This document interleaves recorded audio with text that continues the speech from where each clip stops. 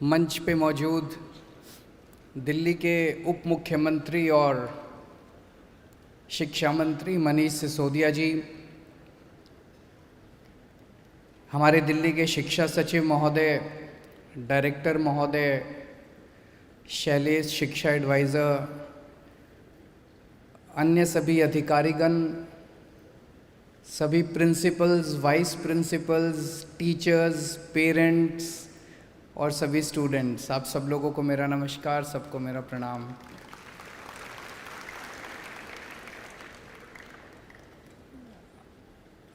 आज बहुत इम्पॉर्टेंट दिन है और बहुत इमोशनल दिन है। अभी एक एक बच्चे की जब हम कहानी सुन रहे थे तो मैं समझता हूँ कि सबकी आंखों में पानी आ रहा था कि ये करिश्मा भी हो सकता है।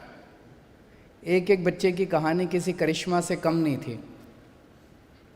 हमारे 648 बच्चों ने, सरकारी स्कूलों के बच्चों ने, बहुत गरीब परिवार से जो आते हैं, बहुत एडवर्स सर्कमस्टांसेस में जो रहते हैं, 648 बच्चों ने नीट की परीक्षा क्वालिफाई की है। उसमें 199 लड़के हैं और 449 लड़कियां हैं। एक बार सबके लिए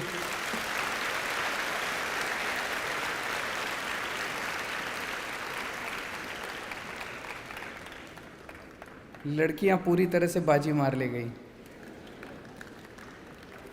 और जेई में 493 बच्चों ने क्वालिफाई किया, यहाँ पे लड़के बाजी मार ले गए। 404 लड़के, 89 लड़कियाँ। इसमें लड़कियाँ ज़्यादा डॉक्टर बनना चाहती हैं और लड़के ज़्यादा इंजीनियर बनना चाहते हैं। 1141 बच्चों ने इस साल दिल्ली सरकार के स्कूलों से 1141 बच्चों ने जेई और नीट क्वालिफाई किया है। इन सभी बच्चों को मैं शुभकामनाएं देता हूं, इनके पेरेंट्स को शुभकामनाएं देता हूं, इनके टीचर्स को शुभकामनाएं देता हूं। अभी हमने एक एक बच्चे की कहानी भी सुनी और एक बच्चे, मेरे ख्याल से हर्ष था उसका नाम, जिसका शायद 569 रैंक आया है। मेरा 563 रैंक आया था।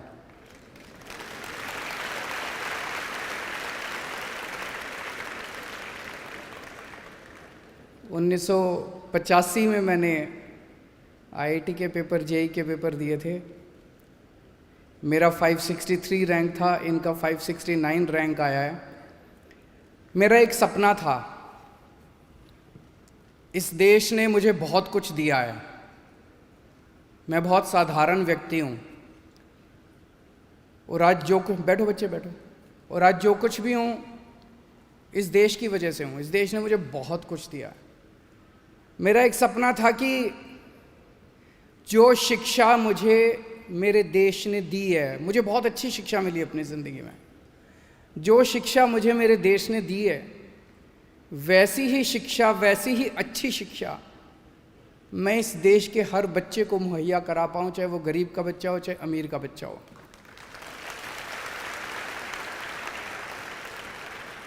और आज मुझे बेहद खुशी है कि दिल्ली के अंदर कम से कम हम लोग हर गरीब के बच्चे को और हर अमीर के बच्चे को अच्छी से अच्छी शिक्षा मुहैया करा पा रहे हैं।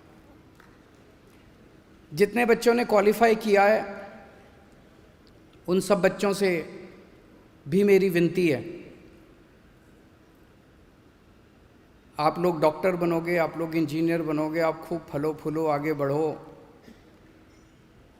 दो चीज़ें हैं, एक तो अपने परिवार को मत भूल जाना, अपने माँ बाप को मत भूल जाना। अभी कई बच्चों ने अपनी अपनी कहानियाँ सुनाई, कैसे उनके माँ बाप ने, अपने टीचर्स को भी मत भूल जाना, कैसे उनके माँ बाप ने बड़ी कठिन परिस्थितियों के अंदर अपना पेट काट के बच्चों को पढ़ाया है। सो जब डॉक्टर बन जाओ, इंजीनियर बन जाओ, माँ बाप का ख्याल रखना, टीचर्स का ख्याल रखना, और सबसे इम्पॉर्टेंट देश के लिए कुछ करना। ये जो इतनी अच्छी आपको शिक्षा मिली, इतनी अच्छी जो शिक्षा मिली, सारी शिक्षा आपको फ्री में मिली। कुछ भी फ्री में नहीं आता। इसमें देश का पैसा लगा, लोगों का पैसा लगा, गरीबों का पैसा लगा। इस देश का गरीब से गरीब आदमी भी टैक्स देता है। जब हम दूध पीते हैं उस पर टैक्स लगता है जीएसटी, जब हम दही खाते हैं उस पर टैक्स लगता है, जब हम किताब खरीदते हैं, माचिस खरीदते हैं बाज़ार से, उस पर टैक्स लगता है। सो इस देश का भिखारी भी टैक्स देता है। जैसे वो बाज़ार से कुछ खरीद के लाता है उस पर टैक्स देता है। उसके गरीब से गरीब लोगों के टैक्स के पैसे से आप लोगों को इतनी शानदार शिक्षा मिली है। तो देश को मत भूल जाना जब डॉक्टर इंजीनियर बन जाओ, ये बहुत ज़रूरी है। जितने लोग डॉक्टर बन रहे हैं, आज कसम खा के जाओ कि कम से कम आधे मरीज गरीबों के देखोगे और फ्री में देखोगे।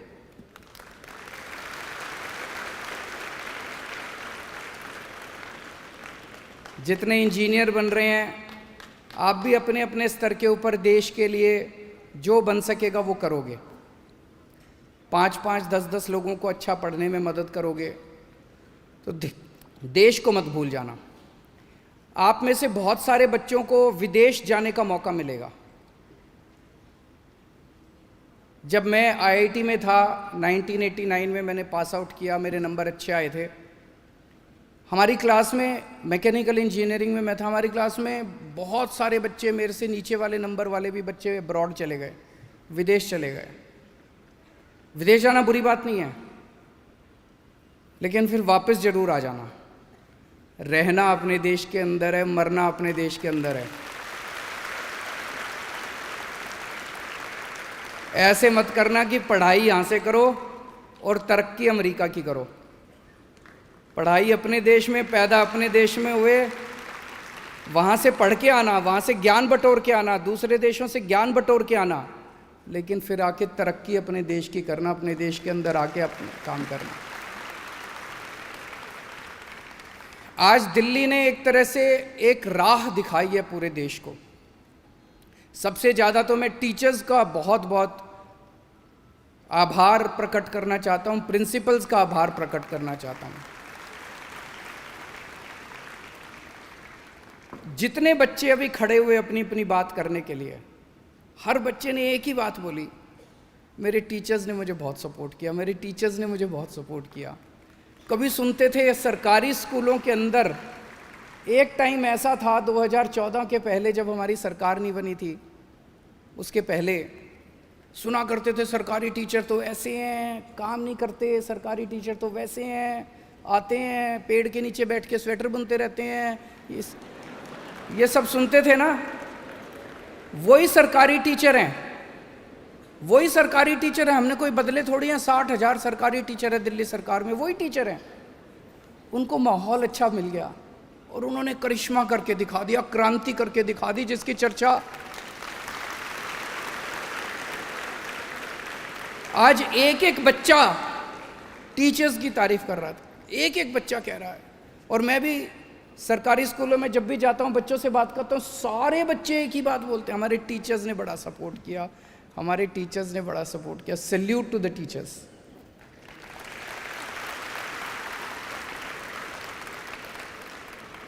हमारे देश में एक तरह से दो पैरेलल शिक्षा प्रणाली चल रही हैं, एक गरीबों के लिए और एक पैसे वालों के लिए।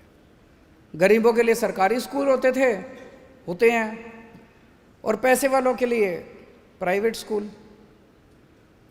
जो भी आदमी बेचारा थोड़े से पैसे कमा लेता है, वो चाहता है मैं अपने बच्चों को सरकारी स्कूल से। सरकारी स्कूलों का पूरे देश में, अब दिल्ली में तो काफ़ी सुधार हो गया, पूरे देश के अंदर सरकारी स्कूलों का बेड़ा गर्क है। 18 करोड़ बच्चे अपने देश के सरकारी स्कूलों में पढ़ते हैं। 10 लाख सरकारी स्कूल हैं देश के अंदर। और मुझे ये शब्द इस्तेमाल करने के लिए माफ़ कीजिएगा, लेकिन बाकी देश के अंदर जो सरकारी स्कूल हैं, कई अच्छे भी हैं, सारे खराब नहीं हैं, लेकिन जो खराब है उनका कबाड़ खाने से ज़्यादा अच्छा उनका स्टेटस नहीं है सरकारी स्कूलों का। उन्हें ठीक करना है, उन्हें ठीक करना है। गरीबों के 18 करोड़ बच्चों का भविष्य खराब है। 18 करोड़ बच्चे इन सरकारी स्कूलों में पढ़ते हैं।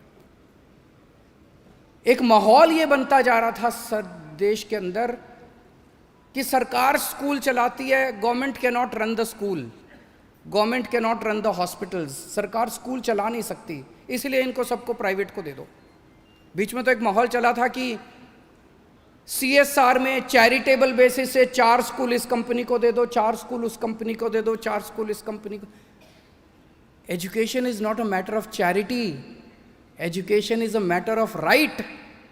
एक बच्चे का अधिकार है जो इस देश के अंदर पैदा होता है, उसका अधिकार है कि उसे अच्छी से अच्छी शिक्षा मिलनी चाहिए। किसी के रहमो करम के ऊपर, चैरिटी के ऊपर थोड़ी हमारे बच्चे पढ़ेंगे। और एक माहौल बना दिया गया देश के अंदर कि सरकार स्कूल नहीं चलाती तो स्कूलों को, सरकारी स्कूलों को बंद कर दिया जाए, सरकारी स्कूलों को बंद कर दिया जाए। सरकारी स्कूल अगर बंद हो गए, ये 18 करोड़ बच्चे जो सरकारी स्कूलों में जाते हैं, इनके माँ बाप के पास पैसे नहीं है। अगर सरकारी स्कूलों को हमने बंद कर दिया तो ये 18 करोड़ बच्चे तो अनपढ़ रह जाएंगे। और अगर 18 करोड़ बच्चे हमारे अनपढ़ रह गए तो देश आगे कैसे बढ़ेगा? देश दुनिया का नंबर 1 देश कैसे बनेगा? भारत दुनिया का नंबर 1 देश कैसे बनेगा? एक ही चीज़ है जो भारत को नंबर 1 बना सकती है, वो है शिक्षा। आज ये जितने बच्चों की कहानियां सुन रहे हैं, किसी के पिताजी 8,000 रुपये महीना कमाते हैं, किसी के पिताजी 10,000 रुपये महीना कमाते हैं, किसी के पिताजी 15,000 रुपये महीना कमाते हैं। अब ये बच्चा IIT से पढ़ के आएगा, उसकी स्टार्टिंग सैलरी 2 लाख रुपये महीना होगी। डॉक्टर बनेगा, उसकी स्टार्टिंग तनख्वाह 3 लाख रुपये महीना होगी। तो उतने परिवार तो अमीर हो गए ना। हम अपने देश को अमीर कैसे बनाएंगे? हम अपने देश को अमीर कोई पैसे बांट के थोड़ी बनाएंगे। शिक्षा दे दो सबको, हर बच्चे को अच्छी शिक्षा दे दो, वो अपने परिवार को अमीर बना लेगा। अगर हम अपने हर बच्चे को अच्छी शिक्षा दे देंगे, एक जनरेशन के अंदर, एक पीढ़ी के अंदर हम अपने देश से गरीबी दूर कर सकते हैं। ये मेरा दिल कहता है और ये हमने करके दिखा दिया। तो मेरा अपना मानना है, पहले ये कहते थे सरकारी स्कूल ठीक नहीं हो सकते। आप सब ने, मेरा और मनीष जी का तो इतना ही कंट्रीब्यूशन है, हम आपके बीच में आके भाषण दे जाते हैं, लेकिन सारा काम किया पेरेंट्स ने, सारा काम किया टीचर्स ने, सारा काम किया प्रिंसिपल्स ने, सारा काम किया बच्चों ने। आपने एक क्रांति का लाई है दिल्ली के अंदर, जिसने पूरे देश को दिशा दिखाई है कि सरकारी स्कूल भी ठीक हो सकते हैं। अभी भी मैं कई रोज खबरें पढ़ता रहता हूँ, इस राज्य के अंदर इतने स्कूल बंद हो गए, इस राज्य के अंदर इतने, कहते हैं पैसा नहीं है सरकार के पास। मैं मानता हूं पैसा लिमिटेड है, लेकिन हमारे ऊपर है कि हम उस पैसे को कहां खर्च करें। मान लो एक गरीब आदमी है, उसकी तनख्वाह 20,000 रुपये, 25,000 रुपये महीना है। एक आदमी अपनी जिसकी 20-25,000 रुपये महीना तनख्वाह है, वो एक टाइम, वो सबसे ज़्यादा तवज्जो किस चीज़ को देता है? मेरे बच्चों को अच्छी पढ़ाई, मेरे बच्चे पढ़े लिख जाएं, बड़े आदमी बने, यही देता है ना। हर आदमी सबसे पहली तवज्जो अपने परिवार में शिक्षा को देता है। टीवी बाद में आ जाएगा, फ्रिज बाद में आ जाएगा, घूमने बाद में चले जाएंगे, सिनेमा बाद में चले जाएंगे, अच्छे कपड़े बाद में पहले, बच्चे को अच्छी शिक्षा मिलनी चाहिए। तो अगर एक परिवार के अंदर हम सबसे ज़्यादा तवज्जो शिक्षा को देते हैं, तो देश के स्तर पे, राज्य के स्तर पे भी तो दे सकते हैं। बजट तो लिमिटेड है, दिल्ली सरकार का भी बजट हमारा लिमिटेड था जब हमने सरकार संभाली, लेकिन हमारा ये था यार कुछ भी कर लो, थोड़ी सी 2 सड़कें कम बना लेंगे, 2 पुल बाद में बना लेंगे, बच्चों को पहले अच्छी शिक्षा देंगे। हमने बच्चों को अच्छी शिक्षा के ऊपर जितने पैसे की जरूरत है उतना पैसा लगाया। तो कर तो सकते हैं, प्रायोरिटीज़ की बात है कि क्या शिक्षा सबसे बड़ी प्रायोरिटी है। मेरा दिल कहता है दिल्ली के अंदर हमने करके दिखा दिया, पूरे देश में हो सकता है। 18 करोड़ बच्चों को बहुत शानदार शिक्षा मिल सकती है, पॉसिबल है, संभव है, हमने करके दिखाया, पूरे देश के अंदर हो सकता है। और अगर हमने अपने 18 करोड़ बच्चों को अच्छी शिक्षा दे दी, मैं बता रहा हूँ हमारा देश अमीर देश बन जाएगा और हमारा देश दुनिया का नंबर 1 देश बन जाएगा। आप सब बच्चे जो हैं, बहुत आपकी एक एक की कहानी बहुत प्रेरणादायी है। मैं शिक्षा विभाग से निवेदन करूंगा कि सब बच्चों की कहानियां निकाल के सोशल मीडिया पे डाली जाए, ताकि एक एक बच्चा 100 बच्चों को इंस्पायर कर सके, आके और दूसरे बच्चे भी इनकी कहानियां सुन के, इनके पेरेंट्स की कहानियां सुन के प्रेरित हों कि इन्होंने किया, हम भी कर सकते हैं। सभी बच्चों को बहुत बहुत शुभकामनाएं, बहुत बहुत आशीर्वाद। God bless you. Thank you so much.